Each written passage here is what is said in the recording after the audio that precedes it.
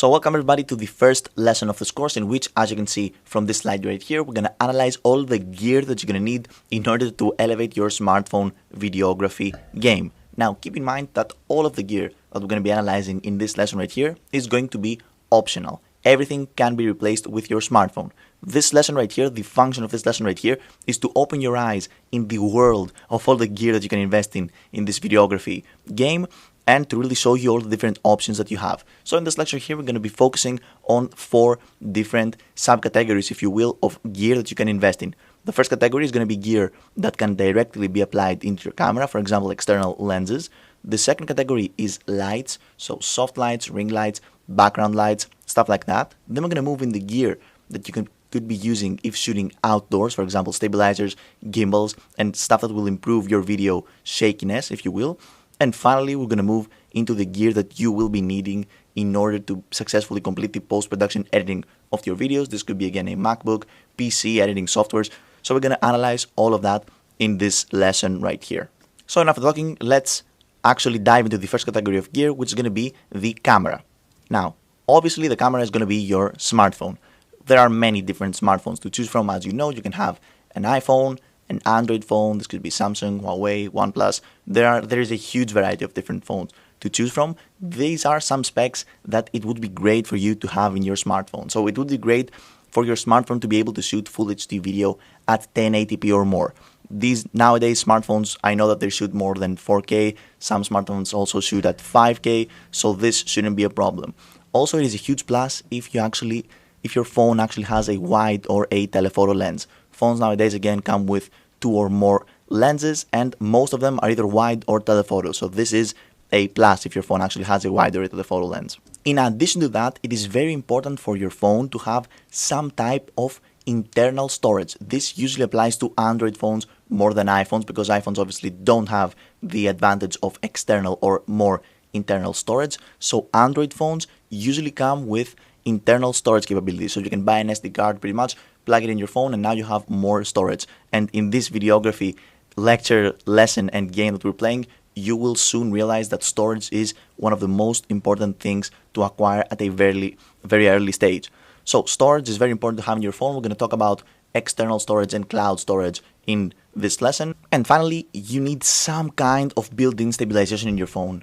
iPhones have built-in stabilization. Most of modern Android phones I know that have built-in video stabilization. This will massively help us improve our videography.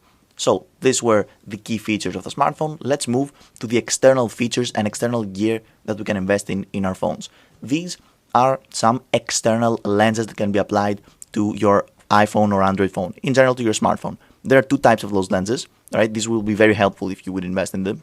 There is those lenses that come with a case, so you get your smartphone, you have a case around it, and this case, basically you can screw a lens in this case. All of those lenses, there's a huge variety of lenses that you can use with this case. Wide-angle lenses, mid-range lenses, telephoto lenses, lenses that apply some distortion to your video clips and give this vintage vibe. So this would be great if you would invest in one of those lenses. And we also have those cheaper clip lenses that you just clip in the camera of your phone. These are obviously way cheaper. These could be fisheye lenses, ultra-wide lenses. They're a bit less reliable due to the fact that this clip might distort your image even more. But again, if you're going with this distorted vintage look, a clip lens would be great. Another category of smartphone gear that directly applies to your smartphone that you could invest in are, of course, some great source of power. When it comes to power banks, I strongly advise you to buy a power bank from this company called Anki, also known as Anker. These are very quality products, and again, when it comes to the power that comes to your phone, you don't want to ruin your phone's built-in battery, so please invest on some quality products when it comes to power. Now, obviously, there is this second power source, as we discussed before, is the wall outlet, and the only things you need to know right now is that you need to invest in some cable that is more than 1.5 meters long. We don't want to be limited, obviously, to the wall outlet. So just remember to invest in a long power cable if you do so. Moving on, another essential and great investment you can do in gear pieces when it comes to your smartphone is an investment in storage. Again, in videography, we are going to need as much storage as we can. Files nowadays are 4K, 5K, they are huge files, and we need a safe place to store them. When it comes to smartphone built-in storage, you have 2 options. If you have an Android phone with the capability of add external storage through a micro SD card, I strongly advise you to invest in a SanDisk big gigabyte SD card. This is 128 gigabytes or more. Nowadays there are SD cards of 1 terabyte, 2 terabyte. So grab one of these. These are usually only applied to Android phones because iPhones pretty much you can't actually have an SD card in them. And they give you the advantage of adding additional storage to your phone. Now, if you have an iPhone, you want to invest in cloud storage. I know that iCloud provides a storage plan, and I think with $1 per month, you get something like 200 gigabytes of free cloud storage. Now, me myself, I'm not a huge fan of cloud storage due to the fact that I haven't found the best way to import and export files from the storage space, and I really enjoy the old classic way of just having a card, pulling out the card, importing it into your PC, and doing the magic of editing in this way, but act as you will. So this was pretty much the gear when it comes to the camera itself. Now we're going to move into the next category of gear pieces that will help you with your smartphone videography game, and these are lights. Now pay close attention to this part of this lesson due to the fact that in next lessons in which we're going to discuss about how to light a scene that will be shot with your iPhone, obviously, you will either need to invest in one of those lights or to find a way to set up a lighting scenario by yourself. So now I'm going to introduce you to the 3 types of lights that you want to have in your smartphone videography game. The first type are softbox lights, ring lights, or background lights. Now, when it comes to softbox lights and ring lights, if I were you, I would invest in one of those two. Background lights are also not essential, but they will wildly improve your video with any camera that you're shooting. So let's move and analyze softbox lights. Quick disclaimer here, there is no perfect lighting for all of the occasions. In all of the lights that we will discuss here, there are some pros and there are some cons. The pros of softbox lights is the fact that they are relatively cheap. You can buy both of those lights for about 40 euros from Amazon, so it's not that expensive. Again, 20 bucks for a softbox light is fine.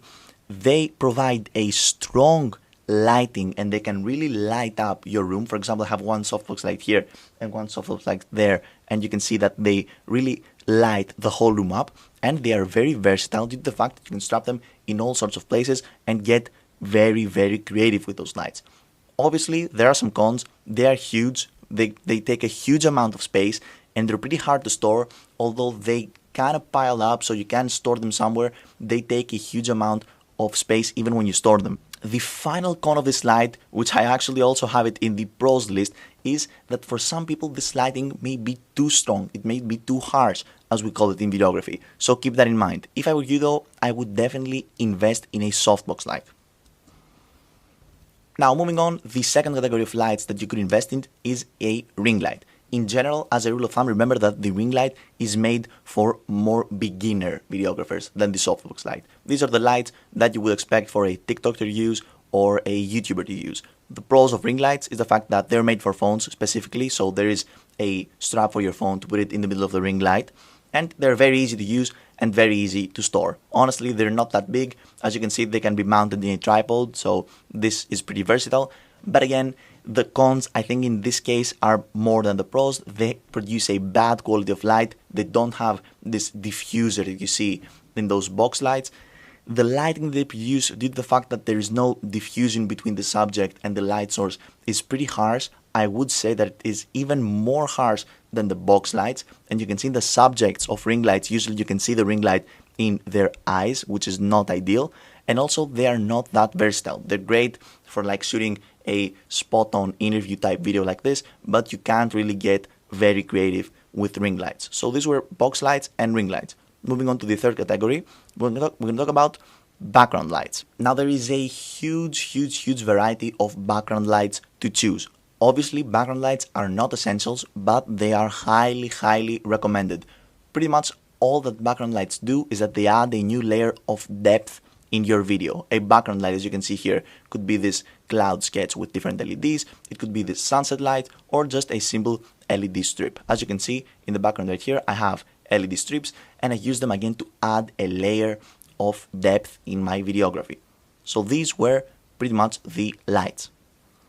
Now that we're done with the two most important categories of gear, obviously the gear that applies to your camera and the lights that you could invest in to produce the optimal results in your video, it's time to talk about gear to help you with your action shots. Obviously, we're not going to stay inside the room for this course. We're going to go out and shoot outdoors, and there is gear that could accompany your camera in those cases. So when it comes to action, these are the three most important accessories to invest in. Obviously, we're going to need a durable case for our phone. These are very fragile pieces of gear, very fragile cameras, and we want to invest in a great durable case. So we're going to analyze all the cases that could apply to your camera. Also, you could invest into some gimbal. Now, gimbals are pretty much sophisticated tripods. They keep your camera stable, and there are gimbals directly made for phones. DJI makes great gimbals. Finally, you could invest in a tripod or a GorillaPod. So let's start by analyzing protective cases.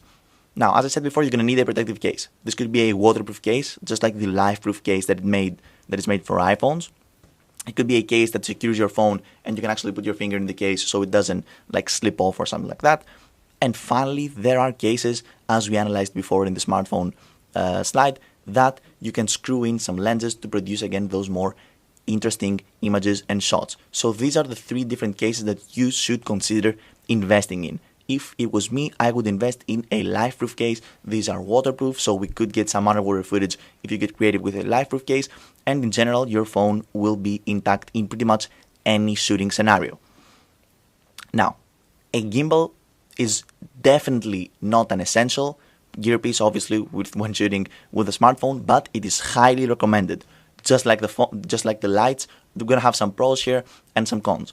The pros of the gimbal is that it just produces extremely smooth, flawless footage. Trust me when I say that you will see no shake when it comes to the footage that comes out of those gimbals. They are really amazing pieces of gear. In addition to that, another pro is that they actually increase sometimes the battery life of your phone due to the fact that they act as power banks. So this is a huge plus because if you invest in a gimbal, you pretty much don't have to invest in a power bank. Obviously, there are some cons.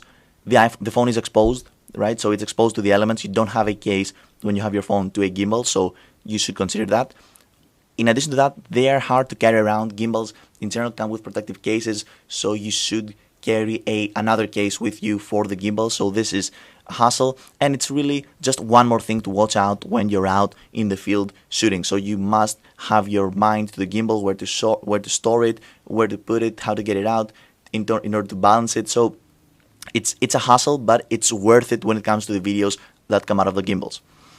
Next, there are tripods. Now, tripods, they're very cheap. Okay, this is a huge pro of the tripods. You can buy them for 10, 20 bucks from Amazon. They're very easy to use. You just plug your phone there. Your phone rests easily. It is not that hard. You don't need a very quality tripod to shoot for your phone. If you had like a $5,000 camera, I would advise you to invest in a very expensive tripod because you don't want your camera obviously to tip over. But for those cases, a simple $10 tripod for a phone is perfect. In addition to that, most of those tripods that cost $10 come with more accessories from Amazon, so you can have this remote control to start or stop a video. So this is also a plus. Now, when it comes to the cons, obviously tripods are very hard to pack. These are big, relatively big. You don't want to carry a huge tripod with you everywhere. In addition to that, due to their low price, of course, and low quality, they're not that durable, and you are limited when it comes to the motions and the different shots you can produce with a tripod. Pretty much the camera is stable in one surface with a tripod. Tripods, let's summarize that they're made for beginners mostly. This right here, in my opinion, is the fine golden line of all camera stabilizers. This is a GorillaPod. Now, a GorillaPod is a tripod, a stabilizer, a vlogging kit. They're relatively cheap, easy to store, very versatile, and have a small footprint, which means that you can store them into your camera bag. In my opinion, every single one of you should invest into a good GorillaPod. This is a very versatile piece of gear and has my stamp of approval when it comes to videography in general. Either if this is smartphone or camera or DSLR or mirrorless, you must invest in a GorillaPod. In my opinion, it is one of the most value for money accessories that you could invest in.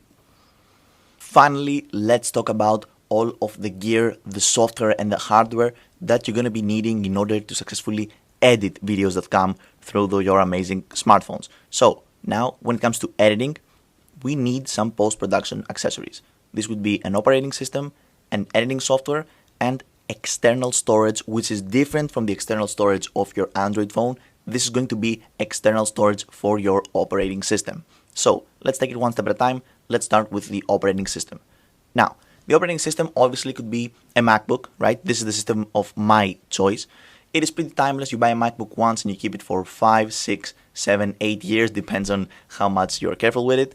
They are very, very durable and they are user-friendly. A MacBook is an investment that is worth investing in. It will last a long amount of time and it will make your life easier and better. Obviously, if you don't want to invest in a MacBook, you can invest into a PC. PCs and laptops have bigger computing power than MacBooks. Okay, I give them that. They have the luxury that you can upgrade them, all right, to have even more CPU power and more computing power, but they are a bit more complex. You have to deal with viruses and softwares are a bit more complex to navigate through, and also they're not mobile. You can take them with you in a trip or something like that. So keep that in mind when choosing your operating system. Obviously, a phone is an operating system, and it is a free operating system. As I told you in the beginning of this lesson, you probably don't need to invest in any of those gear pieces to follow the lessons that will come. I'm just suggesting you the best value for money options here. A phone is obviously a free operating system to edit your videos on, all right? That being said, you're not going to have that much creative freedom when editing from your phone. Obviously, this is why most editors edit through a PC or a MacBook. We have more creative freedom while doing this. Phones are associated with a decreased computing power, but it is still an option if you don't want to invest in another operating system. You can definitely edit free videos from your phone. Now, when it comes to the editing software, we're going to have 3 routes. If you're a PC user, you want to invest in Premiere Pro. Premiere Pro is the best editing software for PC users. It is not that easy to master, but it is easy to start editing as a beginner in Premiere Pro. So I 100% suggest it if you have a PC to invest and start learning how to edit on Premiere Pro. If you are a MacBook user like me, I would suggest you to invest in buying Final Cut Pro. I have a course in my channel right here on how to edit videos on Final Cut Pro as a beginner. It is, I think, in my opinion, the perfect editing software for both beginner, intermediates, and also expert videographers. So keep that in mind. If you have a Mac, again, invest in Final Cut Pro. And if you have an iPhone, I know that iMovie is a free editing software that comes with your iPhone for free. So you have this option to edit in iMovie. When it comes to Android users, you can download a huge variety of free editing softwares from Google Play Store and generally online. So I would do this if I was an Android user. Now, moving on, as we said, regardless of which operating system you're going to use, it is good for you to invest in external storage. External storage is absolutely essential if you go with a PC or a Mac. You don't want to be storing your videos on your MacBook storage or your PC storage. This will make your PC slower and you have the risk of losing the footage if you lose your PC. In general, these are 2 options. You could invest in a SanDisk external storage or a Lazy rugged external storage, just like I have done. I have a Lazy, which is this orange storage device, as you can see there. And it is good for you to invest in an external storage device that has more than 500 megabytes of storage to give you. 2 terabytes, I think, would be the optimal amount of storage space to have when it comes to external storage. Now, obviously, if you're using your smartphone as a computing and editing device, you have the 2 storage options that we discussed about in the beginning of this lesson, either to have a micro SD card or cloud storage if you are an iPhone user. So this was pretty much all of the gear pieces that you could invest in if you want to elevate your videography game with your smartphone. As I stated in the beginning of this lesson, you shouldn't invest in every single one of the gear pieces that I suggested you. In fact, you don't even have to invest in any of those gear pieces. But that being said, many of those gear pieces we analyzed in this lesson could make your videography life way easier. For example, a great light, a GorillaPod, and a good editing software. So I really encourage that. Now we're done with the gear, it is time to focus on the camera itself and set great foundation by analyzing what frame rate and resolution is. So this is what we're going to be discussing in the next lesson.